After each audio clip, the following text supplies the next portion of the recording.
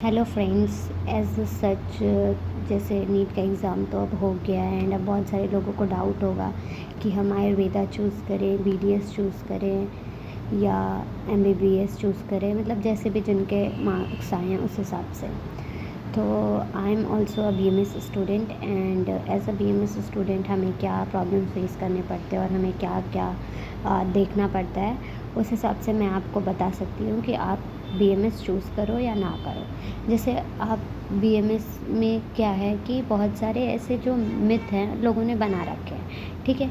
जैसे पहला मिथ क्या है कि सिर्फ हर्बल मेडिसिन्स यूज़ होती हैं, ऐसा कुछ भी नहीं होता है। हमारे आयुर्वेद में हम डाइट भी देखते हैं, लाइफस्टाइल भी देखते हैं, एक्सरसाइज भी कराते हैं पेशेंट को अपने, योगा, मेडिटेशन, ये सब हम उनको करने को कहते हैं।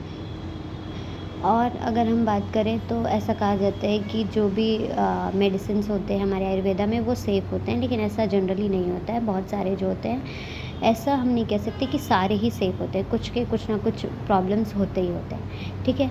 ऐसा ये भी कहा जाता है कि आयुर्वेदा में जो क्योर है वो बहुत ही आसान है और मतलब वो बहुत ही सारी डिजीज़ेज़ को क्योर कर देता है, बट ऐसा कुछ भी नहीं है। सारी डिजीज़ेज़ को हमारा आयुर्वेदा जो है वो क्योर नहीं करता है, ठीक है। अब हम अगर बात करें कि हमें आयुर्वेदा चूज़ क्यों करना चाहिए और क्यों नहीं करना चाहिए, तो वो मैं आपको बता दूँ कि हमें आयुर्वेदा को क्यों चूज़ करना चाहिए, क्योंकि उसमें एक हमारा हॉलिस्टिक अप्रोच होता है कि कैसे हमें पेशेंट के जो हैं लाइफस्टाइल को देखना है, उसके डाइट प्लान को देखना है, उसको योगा करवाना है, उसको मेडिटेशन करवाना है। बेसिकली हम क्या करते हैं, उसको उसकी लाइफ को एक मतलब एक हम अच्छा लाइक जैसे हमारे आयुर्वेदा में हमें सिखाया गया है कि सुबह 5 बजे उठना चाहिए एंड जैसे जैसे हमारा जो रूटीन होता है, जैसे हमारा आप पढ़ोगे जब आगे चल कर के हमारे अष्टांग हृदय में सब कुछ इसके बारे में दिया गया है कि आपको कब उठना है, कब सोना है, कब क्या करना है। हर एक चीज़ का अप्रोच जो है हमारे आयुर्वेदा में दिया हुआ है,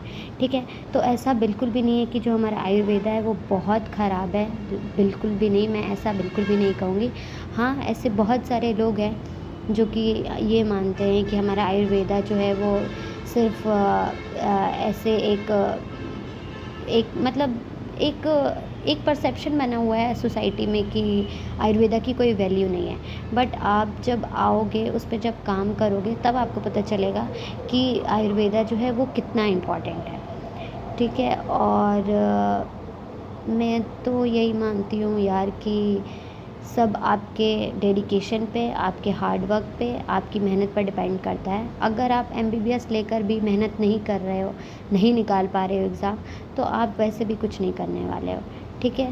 तो आओ यार, पढ़ते हैं, देखा जाएगा, जो होना है सो तो होगा ही। And all the best to all of you, जिन्हें कोई कॉलेज मिल भी जाता है और जो आगे की तैयारी करने की भी सोच रहे हैं। All the best always.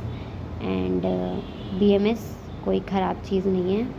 इसमें आपको इतना है कि सिलेबस जो है वो थोड़ा वास्ट है, क्योंकि हमें मॉडर्न और आयुर्वेदा दोनों पढ़ने होते हैं, तो इस वजह से थोड़ा हमको दिक्कतें होती हैं। और क्योंकि बहुत सारे लोग इंग्लिश नहीं पढ़े होते हैं, क्योंकि मैं भी एक सीबीएसई स्टूडेंट हूँ और मैंने पीएचडी ली हुई थी 11th-12th में, जिसकी वजह से मैंने 2 साल हिंदी नहीं पढ़ी थी, तो मुझे भी बहुत दिक्कतें होती हैं, बहुत प्रॉब्लम फेस करनी पड़ती है।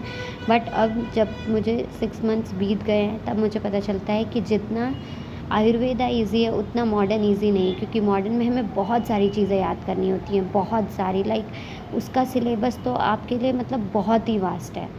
लेकिन हमारे आयुर्वेदा का जो सिलेबस है वो भी वास्ट ही है, बट आप जब उसको पढ़ते हो ना, तो फिर आपको ऐसा लगता है कि आपकी अपनी रियल लाइफ के बारे में बात हो रही है, तो इतना आपको कोई प्रॉब्लम नहीं होता है। और रही बात संस्कृत की, तो 1 साल का है, वो भी बहुत ईज़ी है, मतलब बहुत ईज़ी है। मैंने खुद एग्ज़ाम दिया अपने फर्स्ट टर्म का एंड बहुत अच्छा स्कोर किया मैंने। तो इतना कुछ हार्ड नहीं है यार, बस मेहनत करते रहो, कुछ भी इतना हार्ड नहीं है। Best of luck.